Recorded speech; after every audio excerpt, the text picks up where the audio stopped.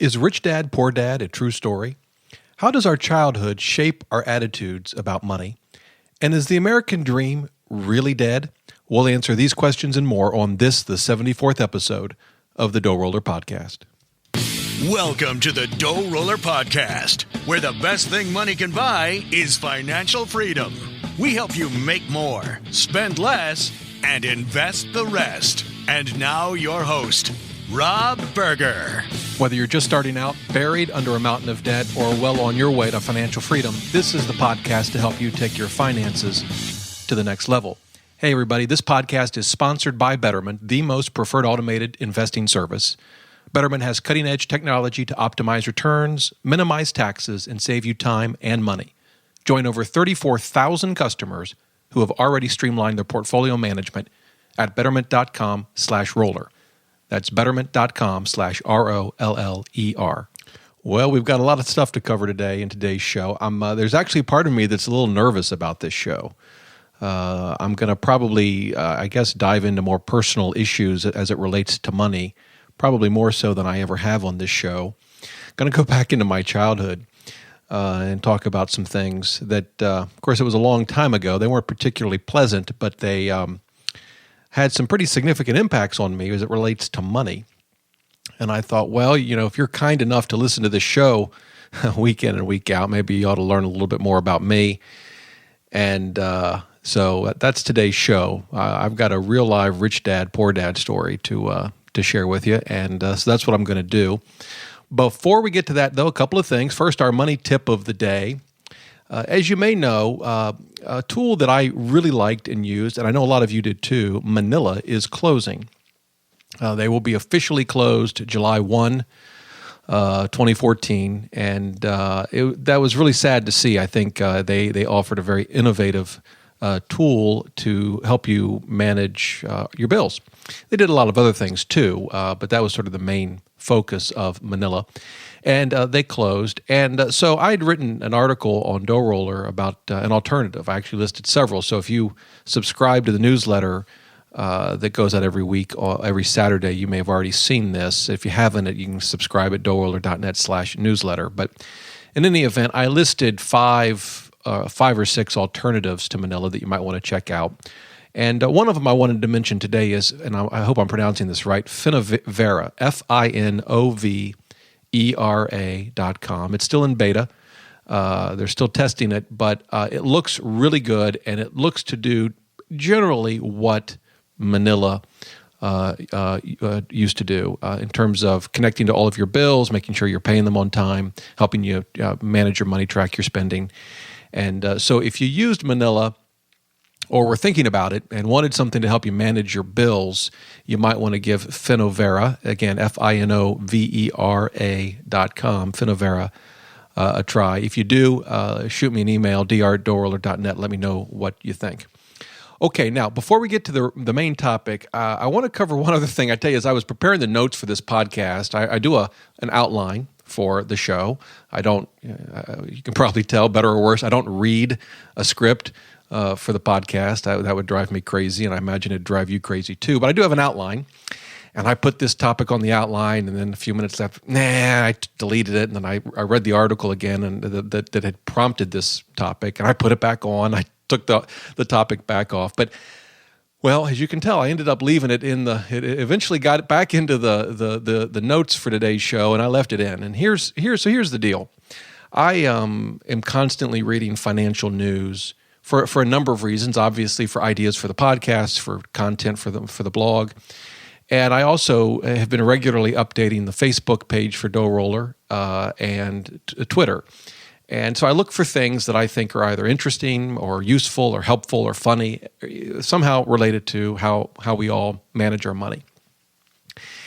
And so I'm constantly coming across things. I mean, I probably only share 3% of the stuff that I see, but this one really caught my eye. This was an article on CNN, and apparently Senator Elizabeth Warren was on stage with Piketty. Piketty is Thomas Piketty is the French economist that had written a book that's gotten folks fired up about inequality.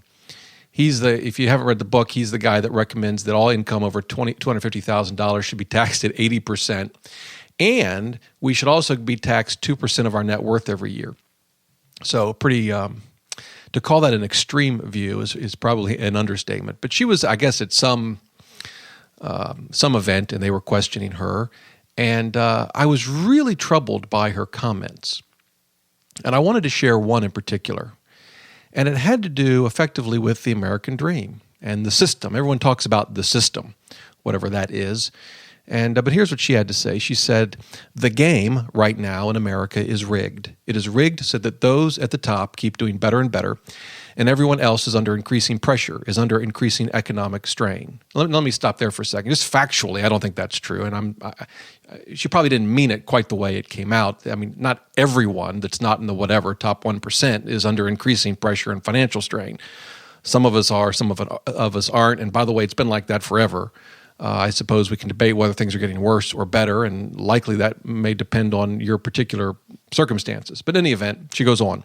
The rules don't get better for America's middle class. The rules are getting better for those who are a thin slice at the top, and that is the profound danger that we see from great inequality. So that was her comment, and it troubled me for countless reasons. And it's not, by the way, that I think the system, again, whatever that is, I guess it's our tax system and employment and I suppose, to me, it's the ability to prosper, really, but all the things that go into that. It's not that that is perfect in our country, and it never will be. But is it really rigged? I mean, there are certainly extremely wealthy people in the United States, and some studies show that the share of whatever, the top 1%, whether it's a share of income or share of net worth, has grown. But here's the question.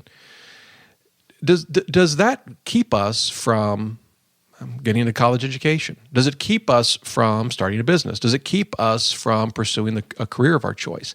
I don't think it does. We've certainly come through a very difficult recession, no question about that. And the rebound has been just awful. I mean, it's been the worst. It's been the worst recovery in probably most of our lifetimes. I mean, just terrible. We can, debate and argue why that is. But a lot of people have been hurting, particularly those that have struggled to find jobs. But that doesn't mean the system is rigged. And it concerns me when our politicians talk this way. I have no problem with a politician, Elizabeth Warren. I don't know what her views on taxes are, but if she said, the top rate is 39.6%, and I think it should be whatever, 50%. Okay, fine. And she would articulate why, fine. And we can debate it, argue it, it's good, it's bad, whatever. Others might argue it should be lower. That's part of the process, right? But why is the system rigged? And here's the thing. If you convince people that the system is rigged, that they can't succeed, I guess, because of the wealthy, then they give up hope. And they give up trying. And to me, that is really the worst thing that can happen, at least as it relates to success and prosperity, is when people lose hope. And I think comments like the system is rigged, which I just don't agree with, not that, again, that it's perfect, but I don't think it's rigged. In fact, I think the opportunities that we have in this country to get an education, to pursue a career, to start a business are nothing short of phenomenal. Doesn't mean it's easy, but nothing short of phenomenal as it relates to opportunity. And I get email from a ton of people, and I can tell just from their questions and the things that they're doing that they feel the same way. Now, again, we're all in different circumstances. For those that maybe have lost a job or are struggling, that's not fun. And in fact, if you think, Mr. DoughRoller behind the mic always had it good, well, keep listening, because the rich dad, poor dad story may convince you otherwise. But I really don't like it when politicians want to convince us that the American dream is broken. Tell us it's not perfect. No problem there. Tell us that it needs to be improved. Terrific. Love to hear what you have to say. But really, broken, rigged, and I always wonder, what's the agenda?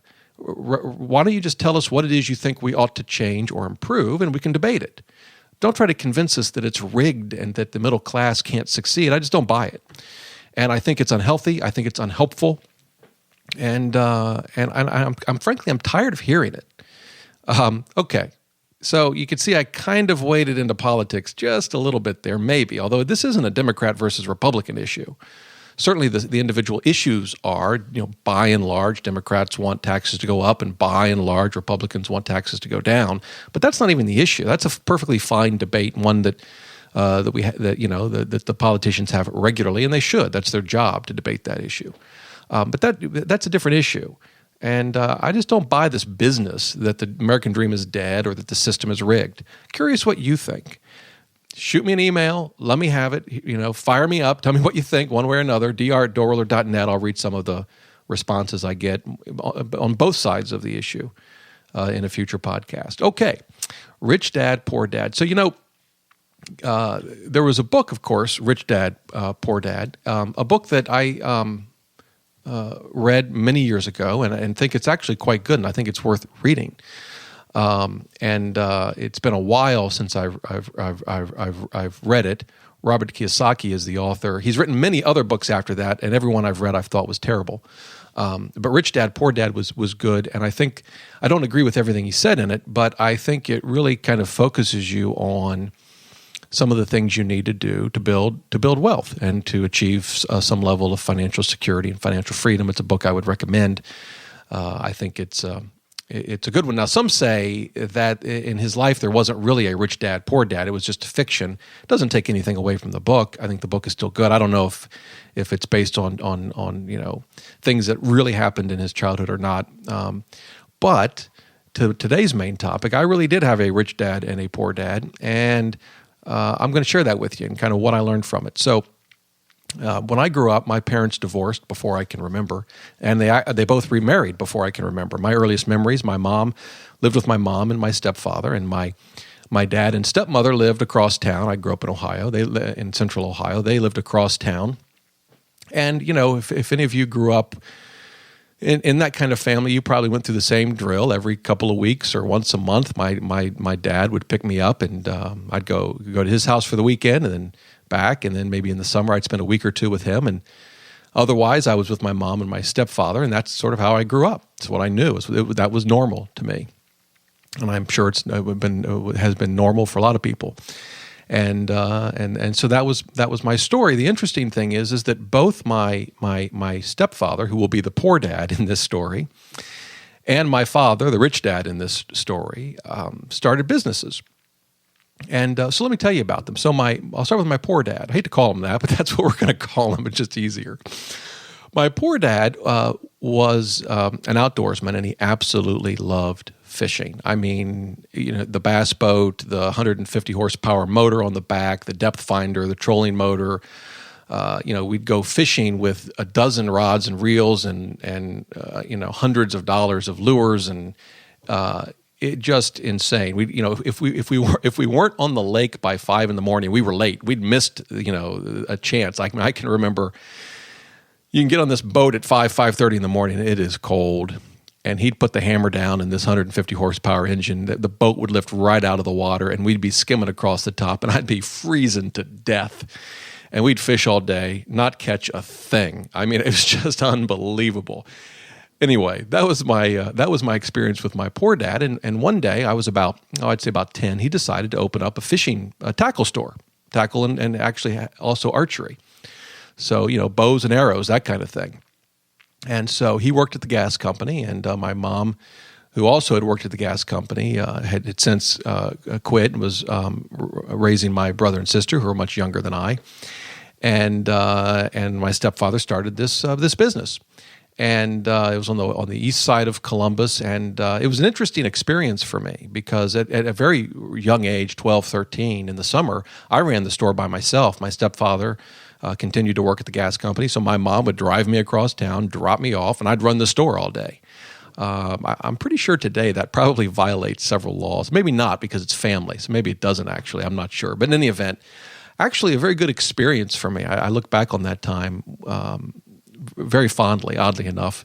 Most kids probably don't want to spend their summer working by themselves at a tackle store, but that's what I did. And it taught me a lot. And the problem is, well, the business didn't do very well. It was in the late 70s into the 80s, And, we talk about the recent recession. If you lived during that time period, you know what, double-digit inflation is like and double-digit interest rates and terrible employment. It was a very difficult time. I think a lot of us can forget just how bad it was. But it was rough, and the business failed. And I have a vivid memory of my mom and my stepfather sitting me down and saying, well, we borrowed against the house for this business, and we're going to lose the home. We're going to have to file for bankruptcy, foreclosure, and we're going to have to move out. Vivid memory happened. It's funny. I remember it vividly where I was sitting. You have those memories as a kid. You know right where you were sitting, where they were sitting, exactly what happened. I don't quite remember the age. I would say I was around 12, or I guess around 12, and I know that for a reason that I'll mention in a minute. But that was my experience with my stepfather, my poor dad, and his business. He followed sort of his passion, which a lot of people say to do. He started a business, and it didn't work out. So what about my rich dad? So he lived across town. He had his own business, very different business. He was a wholesaler, and he started out selling incense and posters. You got to remember, this was the 70s. And that was a big thing back then. And he sold that to like Kmart's and other stores in Columbus. And eventually he got into selling Mexican jewelry. He'd gone down to Acapulco a lot, had a lot of contacts down there, found a lot of suppliers. And so he started selling Mexican jewelry. And that eventually led to selling gold and silver, bracelets, chains, that sort of thing. And I had some contacts in New York City and in Italy. And sold jewelry, again, wholesale. So now he was selling to jewelry stores in Central Ohio. Eventually got into diamonds and sold diamonds. Now, I don't know his specific financial circumstances. At that age, I'm still young now, so I'm 8, 10, 12. You don't really know your parents' finances. I know now that he never saved, was not a good saver, didn't save a dime. He spent, he made a good income, he had a successful business, but he basically spent everything he made. And, he drove nice cars. And, I kind of debated how much detail I would go into on this. But what the heck, you're kind enough to listen to this podcast. I might as well, tell it like it is. So he drove a Mercedes convertible. My stepmother drove a Mercedes coupe. And he had a Rolls Royce. That was what my dad drove. He leased, actually, a 1976 Cloud. I got to tell you, one of the ugliest cars I have ever seen. And he paid $400 a month for it. Now, today that doesn't seem like a whole lot. But just to put that in perspective, my poor dad and my mom paid $150 a month for their mortgage. So that puts in perspective $400 a month for a Rolls Royce. Now, it's interesting. He didn't live in a mansion. My dad and stepmother lived in, I think a middle-class home, but it was nice. I remember they had an in-ground pool put in. They drove nice cars. Of course, he was in the jewelry business, so he had, jewelry and dressed nice and all those sorts of things. I have vivid memories when he would come to pick me up. So I'm living across town and with poor dad and my mom in a very middle-class, maybe lower middle-class neighborhood, and he would pull in with the rolls into the driveway, and I'd go out and get in the car. I mean, I was, young, so it didn't mean that much to me, although I knew it was some kind of a special car, but that was about it. And, he would take me for the weekend, and I'd come back. So that was my experience. I lived a very modest life. I didn't live the lifestyle that my father lived. I lived, we always had food, and we always had shelter. Kind of moving up to this bad moment of bankruptcy and foreclosure, I didn't miss a meal, but didn't have any extra money. My parents had very little money to give me in terms of spending money. I got a paper route when I was about 12, and that was fine. I didn't mind. I enjoyed the paper route, so it gave me spending money, and I, had no complaints. It was kind of just, to me, that was the normal. And then something unexpected happened, and I guess this happens in all of our lives, right? I have it, again, kind of like the bankruptcy story. I have a vivid memory of this. I was at my grandmother's. She lived in Mansfield, which is in northern Ohio. It's actually where Shawshank Redemption was filmed for you trivia buffs. And she lived outside of Mansfield. And I have this vivid memory of playing with a friend across the street. She lived on a country road and being told by the friend's mom that I needed to go back to my grandmother's house. And so I crossed this country street and went over and saw my grandmother. A vivid memory of my grandmother walking out and not really looking at me and turning past me and heading towards her garden, which was strange. And there was a strange car in the driveway.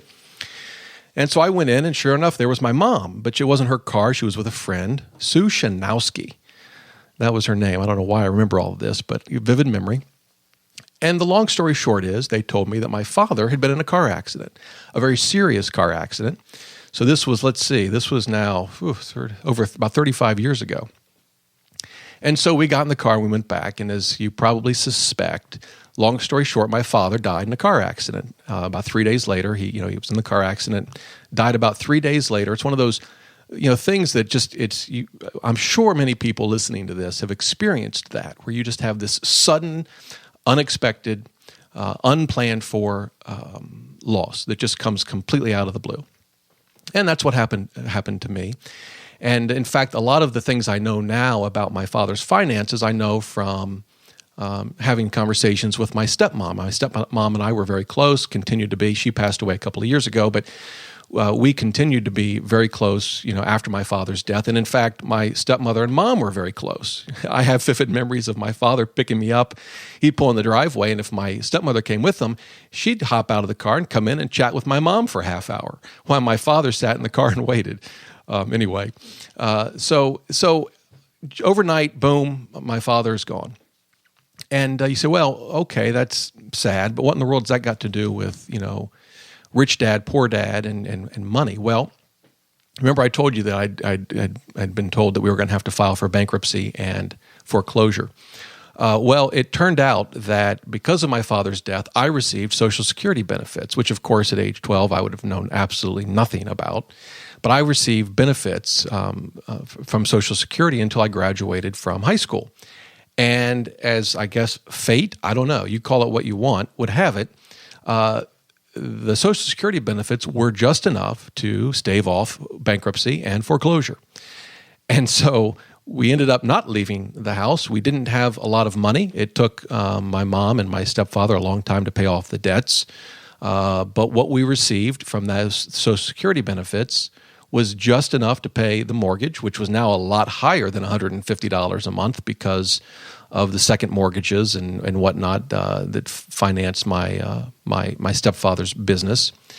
But we stayed in the house, which was a very important thing, a very, I guess, positive thing.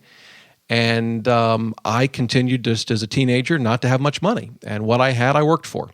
So I had the paper route when I was 12. When I turned 16, I got a job. In Ohio, you had to be 16, to get the job at the grocery store or at the, at a fast food restaurant. That's what I did. My first job was at Mr. Heroes. And I worked sometimes till 1 and 2 in the morning on a school night and closing, and then go to school. And I look back on that fondly. I don't say that with any sort of regret or, woe is me. It gave me spending money, and I enjoyed that very much and enjoyed the job. And then eventually, I can remember, I think minimum wage then was $3.35, as I recall. And I got a job at Kroger's, which was a union shop. That was my experience with unions. Not a very pleasant one, by the way. But in any event, I remember getting a 5-cent an hour raise. They paid a nickel more than minimum wage. So I got $3.40 for bagging groceries, and I was in heaven. Man, that was huge. Loved it. And that's what I did through high school. And so that's sort of my rich dad, poor dad story. Now, you might be saying, well, that's great, Rob. I'm thrilled you shared that with us, whatever. But what's that got to do with, today, and how does this help me? And how does, what can we learn from this? Is this just a story to tell? Well, no, I hope it's more than that. I think it is. And I want to share with you some of the things that I learned from these experiences with my father's business and with my stepfather's business and all of the things that I've just described. And by the way, it tells you something, too, about why I react the way I do when, say, Senator Warren, and I don't mean to pick on Senator Warren, she just happened to be in the news this week, says the system is rigged. I just don't buy it. I'm used to, rolling up the sleeves and working my butt off. That's what I was, that's how I grew up. That's what you did. It's something I'm trying to and have tried to instill in my own children. Is the system perfect? No. And by the way, it wasn't perfect back then either. But I just don't buy that it's rigged. And that's why I think I react the way that I do when someone who's important, a senator, a president, a representative, a governor, wants to feed us this kind of stuff. I don't buy it. And that actually brings me to the first of several things I want to share with you that my childhood taught me about money, and that is, what we experience in childhood, and maybe your childhood was very different than mine, maybe much better, maybe worse, I don't know. But it absolutely, what we experience in our childhood shapes our attitudes about money. I think it shapes our attitudes about investing, the risks we're willing to take and not willing to take. It shapes our attitudes about careers, about business, about our hopes, dreams, and fears. I've always had a fear of financial ruin. Now, it probably shouldn't come as any surprise to you as to why. Now, I don't want to overplay that. It's not as if I lay in bed at night awake in a cold sweat worrying about our finances. But there is just sort of this sort of low-level financial fear that kind of sits in the back of my mind, and it always has. Now, in some ways, that has been a very good thing. And sometimes it produces some positives. And that's the second thing I want to share with you, and that is the importance of saving money. That financial fear that I've had, that sort of fear of financial ruin, that fear of bankruptcy and foreclosure, it's caused me to save money. I think it's what's motivated me to save money. And we're not the best at saving money. I interviewed, as you may have already heard, Mr. Money Mustache, podcast 7, DoughRoller.net/podcast 7. He's the guy that retired at age 30 after saving about 65% or more of his income. He hits it out of the park. I don't save like he saves. But I do save a lot, and we have saved a lot, and I think it's important. It's something that my father didn't do, even when he had the income to do it. He basically spent everything he made, and so it was something that I learned maybe the hard way as a kid, but I think it's what motivated me as an adult to really want to save a good percentage of my income. It's so important, and I hope that you're either doing that now or working hard to get to that point. Okay, third thing I learned, hobbies don't always make a good business. They always say follow your passions. Well, yeah, maybe not. I mean, sometimes when you turn a hobby into a business, you can end up really starting to hate the hobby. And that's what, my stepfather did, obviously. He had a passion for fishing, great. He turned it into a business, and I think he ended up hating it. Now, I think he's continued to fish and long after that store closed. But enjoying a hobby is a lot different than trying to run a business in that same field. A perfect example is chess. I love the game of chess. I suppose I could try to turn it into a business. Maybe I could try to build a website that sells chess boards and clocks and software and books. Maybe that would work. Maybe it wouldn't. There are other businesses. I've got actually a good friend who started a business taking chess lessons into the classroom, into the schools, and he's actually done very well. But just because you like something as a hobby doesn't mean that it's going to make a good business for you. I wouldn't necessarily avoid it because it's your hobby, but I would think twice before turning a hobby into a business. It's interesting. My father, my rich dad, he was very good at selling. He was an excellent salesman, and very personable. People just liked him, and that was really his strength. His hobby wasn't jewelry or posters or an incense, for sure. His business was not his hobby. What he enjoyed doing was selling, being a salesman. And that actually gets me to the next point, and that is it's really critical to know your strengths and to know what you enjoy when it comes to business and careers. And this could change over time. It doesn't mean that what you enjoy today you're going to enjoy for the next 50 years. It may change, and that's fine. My father was very good at understanding his strengths and his weaknesses, and knowing that he knew he was a good salesman, and he was. And so he didn't build a business around his hobby. He built a business around his strengths. Now, at one level, these are just nice words. And at the end of the day, if you want to start a business or go into a certain career, there's a lot of things you need to do and a lot of things you need to figure out. And these sort of platitudes aren't going to answer the question for you as to what you should do. But at a high level, it's something that I learned from my own childhood and looking and evaluating what my father accomplished and what my stepfather tried to accomplish. And those have been my takeaways. In my own case, think about DoughRoller. It's in some ways I have built a business kind of around my hobbies. I mean, I started the blog on personal finance and investing because that's what I enjoyed studying and learning and writing about. Same is true with this podcast. So that's certainly true. So I'm not suggesting that hobbies can never make for a good business, but what's really critical is to know your strengths and to know what you'll enjoy as a business. For me, I love the technical side of blogging and building websites, and I love the content side, writing about and thinking about personal finance and investing. Okay, next thing. We've heard this so many times, but it's so true. Money doesn't buy happiness.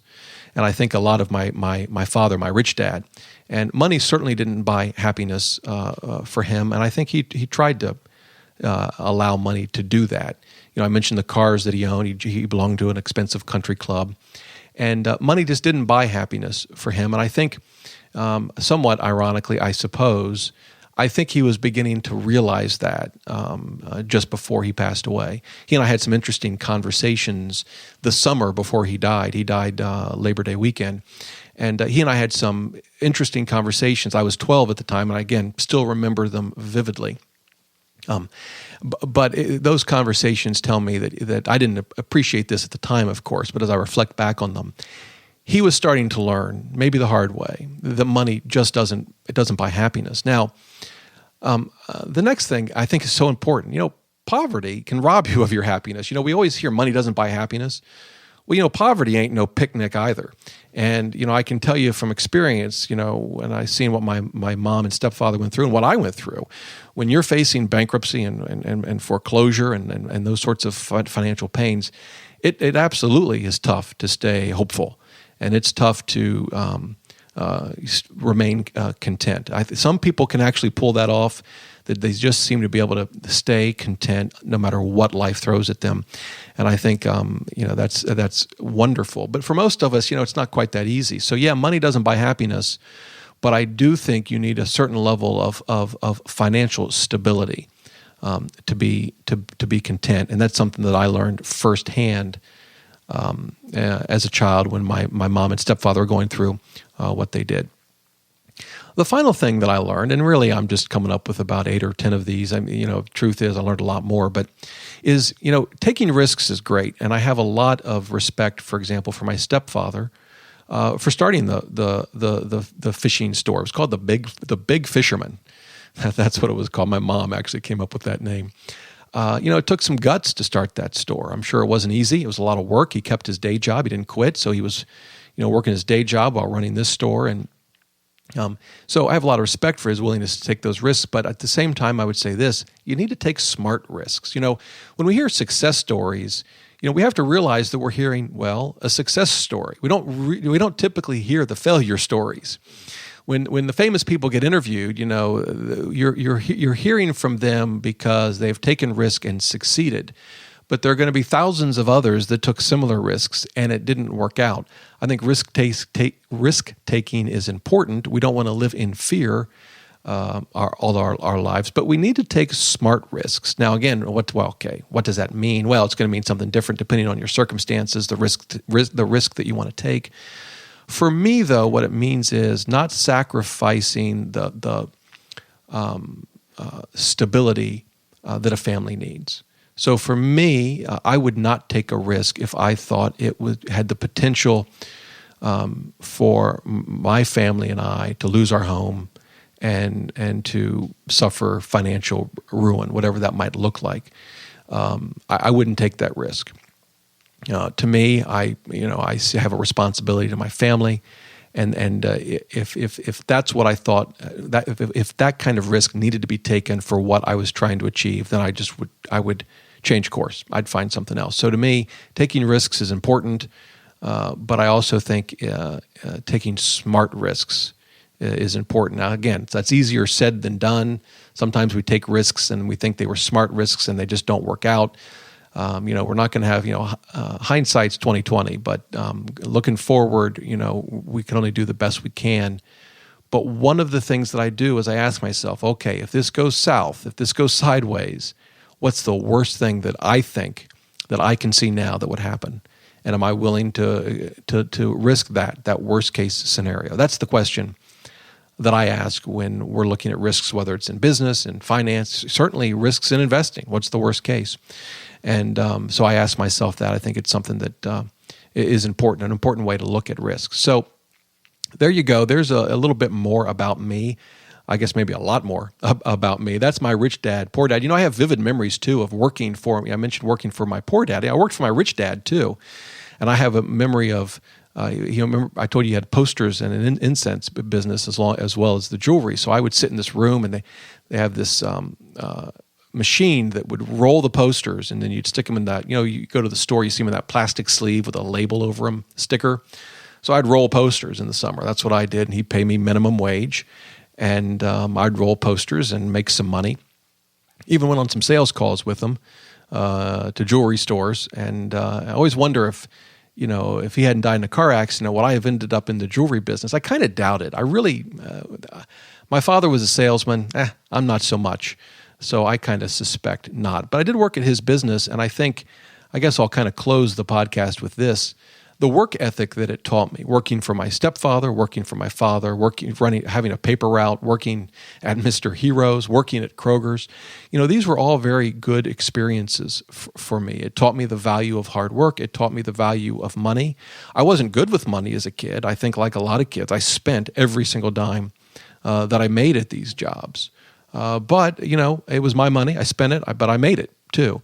And I think that really taught me the value of hard work, the value, of kind of trying to make it on your own. And so I think that's probably the last lesson that I'll mention that I think I learned from my rich dad and my poor dad. Now, I should have turned this into a book. Maybe I could have been famous like the Rich Dad, Poor Dad author. I'm not sure my story is as exciting as his is. Maybe it is. But that's my story. You know what I'd like to hear from you? If you have childhood experiences, think back on your childhood and try to identify. This is homework. Consider this homework for today. Think about things that happened in your childhood that you think have shaped your attitude about money. Maybe you don't save. Maybe you spend, and you then later regret it. Ask yourself, were there things that happened in your childhood that you think may be motivating you to do that? Or maybe you have fears of investing. Or maybe it's something else completely, but were there things that happened in your childhood that you believe, upon reflection, today shape your attitudes about money, investing, careers, business, whatever? If you can think of those things, shoot me an email. I'd love to hear from you. I'd love to hear what they are. dr@DoughRoller.net. I'd love to hear from you and hear what childhood experiences shaped your attitudes about money. Well, there you go. Hope you enjoyed the podcast. As always, whether it's about childhood experiences or anything else, don't hesitate to shoot me an email, dr@DoughRoller.net. As I've said many, many times, I read every email and I respond to every single email. Hey, until next time, remember, the best thing money can buy, it ain't a 1976 Rolls-Royce Cloud, I promise you. It's financial freedom.